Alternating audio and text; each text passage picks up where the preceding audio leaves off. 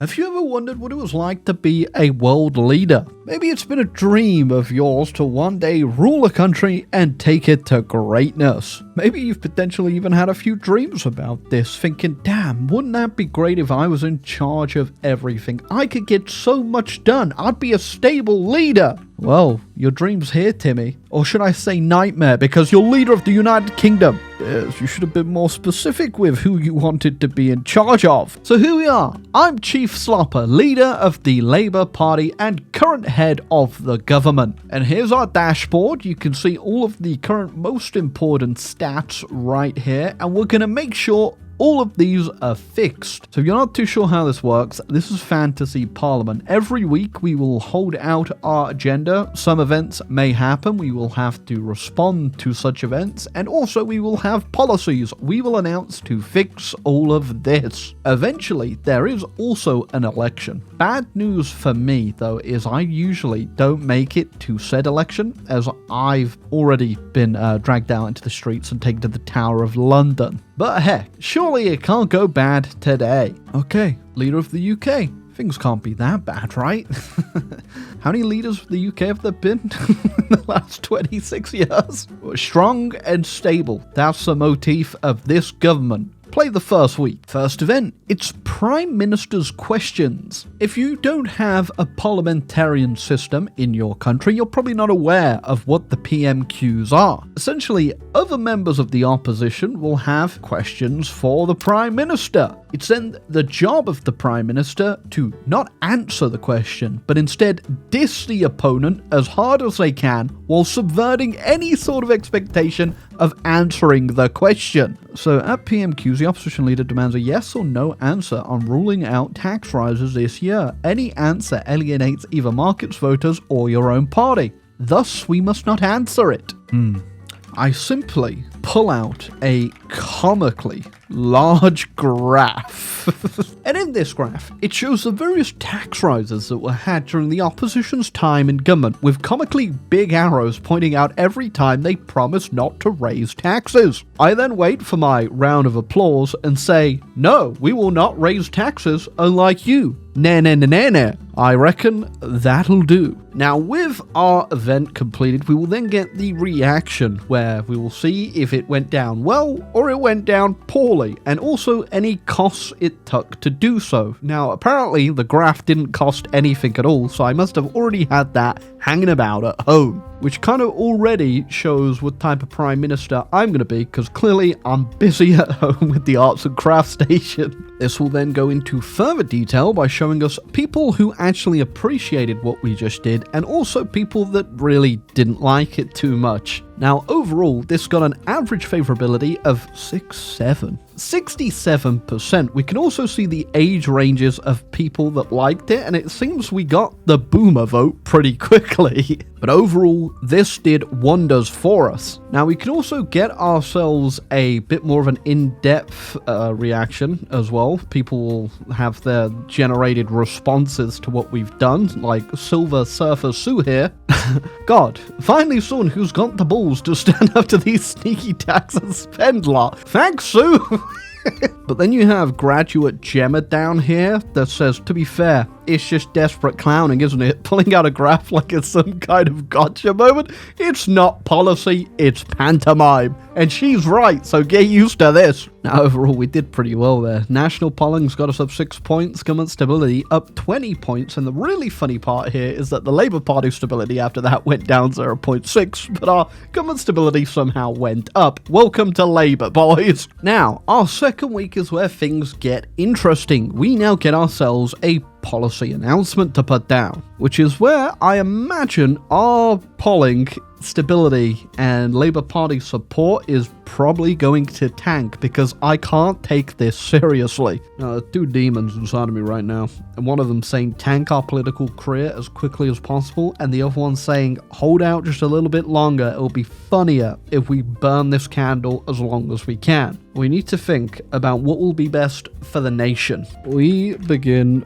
building a wall around Birmingham. We'll call it the Great Wall of Birmingham, and it will keep all the people of Birmingham inside of it. Okay, so this is telling me it's going to cost 15 billion over 10 years, which is the most British thing ever, because we both know it's going to cost double that and take twice as long at least. Yeah, key implementation risk, legal challenges, EU single market, breach and public backlash. I think we'll be fine.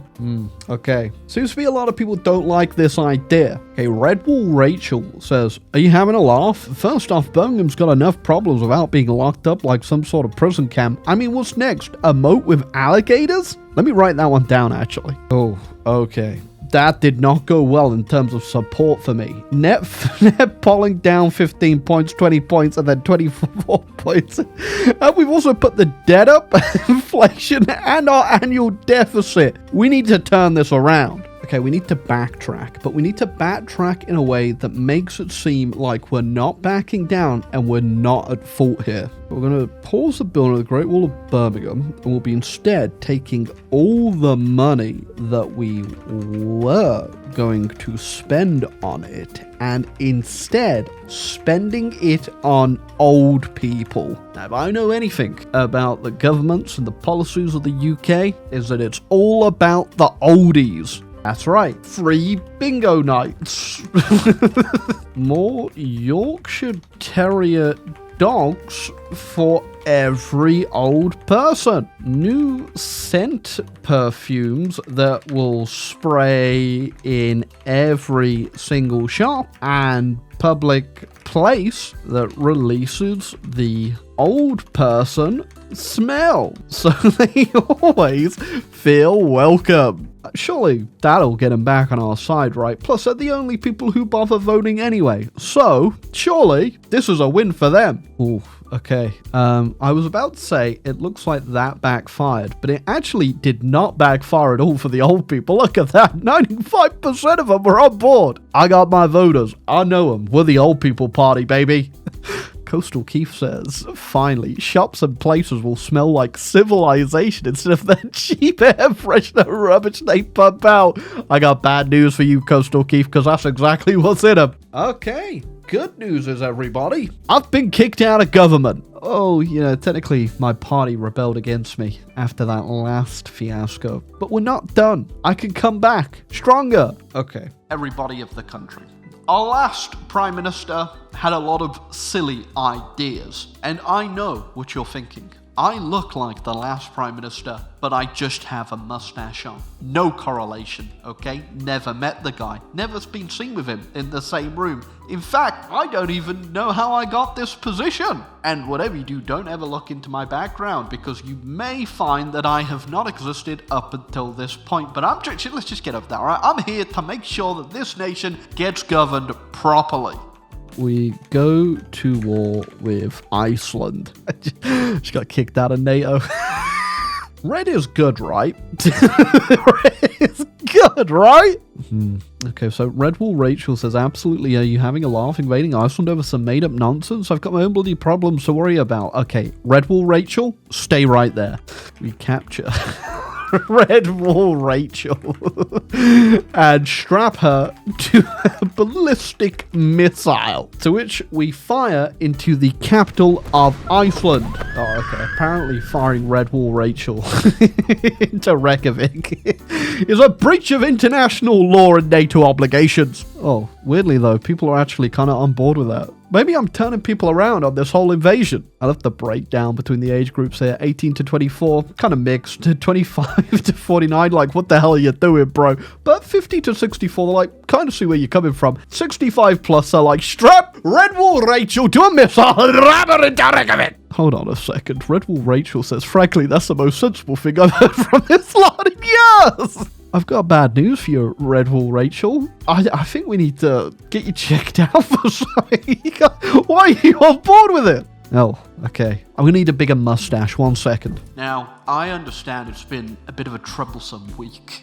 A couple weeks, actually, for the nation. But we've pieced out of Iceland. We understood after that missile hit with that woman strapped to it that it was all a big misunderstanding. We need to know, as an international community, that we can grow and become stronger together, which is why my first policy I'll be announcing today is that we are going to war with the moon. Blimey, are you daft? We've got enough problems here without starting a war with the moon. First it's the bloody moon, next is Mars, then it's the sodding aliens. What's next? A lunar tax? I need to send my government hip squad over to Glasgow Gregor and check if he's an alien. Are you from the moon? It just goes too deep, okay?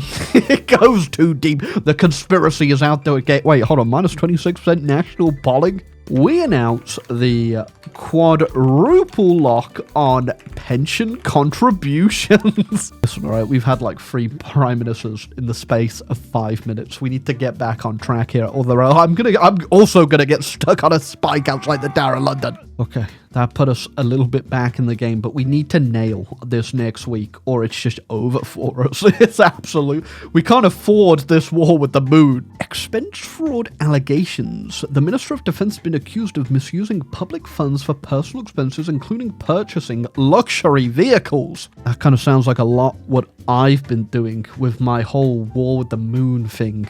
We've not really been building rocket ships. I've got 5 Bugattis. Oh, it actually has suggestions here. Are any of these good? Ignore the allegations and focus on policy issues. Defend the Minister of Defense publicly and call the allegations politically motivated. This could be good, actually. We launch a full investigation and also look into his so-called war he started on the moon. It was all him, by the way. Oh my god, that's the greenest thing I've seen since Shrek 2. Man, were they actually on board with that? Genuinely about time. Someone's got the bloody guts to tell the wanker in defense. He's... and the moon war sounds like a right mess. Typical posh boys playing as soldiers while the rest of us get shafted. Yeah, that guy, man, suggesting we invade the moon. What a... Oh my god, goddamn, we're back. Okay, I mean, the moon thing didn't go down well at all. In fact, it really tanked us in a lot of ways. But we're back. Now, I'm looking at a lot of the stuff we have going on here, and I think we need to address the whole deficit and national debt situation. Okay, policy announcement. How do we make money? How do we turn around the deficit? Okay, I just wrote way too many words, and essentially what I've wrote is just cut all spending on everything. Oh, apparently that was not enough. That's 2.5 billion annual savings. Are you kidding me? That's not gonna cut it. I mean, it's not a terrible response, but I was kind of hoping for like a bit more billions, not just 2.5 billion. Okay, if me just cutting all spending knocked down 2.5 billion, we're in for a bit of a troubling time here. We need more money. Oh, it wasn't good enough. In fact, I don't think it was anywhere near good enough because we got kicked out once again. Okay, I tried it again and I've cut all spending and that did 50 billion in annual savings. But it does come with high economic multiplier losses, which has unfortunately meant the deficit actually went up. Well, clearly saving money doesn't work. How about spending money? Oh, major investment failure in bank? Here's money for you. Taxes and public finances. We announce that taxes will be lowered by 10 points in every bracket. 120 billion every year. And the ayes have it. The ayes have it. Oh, civil services evaluating how to improve housing assistance for military veterans. How about this? Unlimited money. And also free sausage rolls from Greg's with their special veteran card. Unironically, the sausage rolls just got me fired. Well, I'm done. Policy, crime and justice. We make crime illegal. No more crime will be allowed. 100 billion pounds to stop crime. It's absolute bollocks. First off, crime isn't a thing you could just make illegal. It's already illegal. Dumbass. Alright, Brighton Ben, I got a policy for you. Reddit is banned.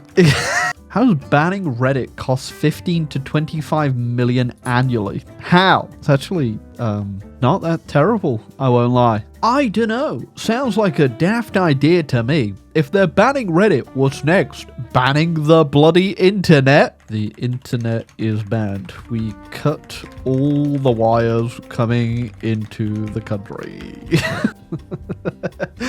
About bloody time. Bloody internet's turned this country into a right mess. Woke mobs. Well, this policies here is either going to make or break us. I'm either literally about to get coup d'etat and thrown out of the country or become king of it. The internet now gone. We begin a new program called Internet 2. 2 will be a series of elaborate carrier pigeon messenger devices. The pigeons carry your online pigeon messages to a pigeon messaging hub. They will be dispatched to whoever you are sending. I can't even type this. Sending them to by a rural fox that has been trained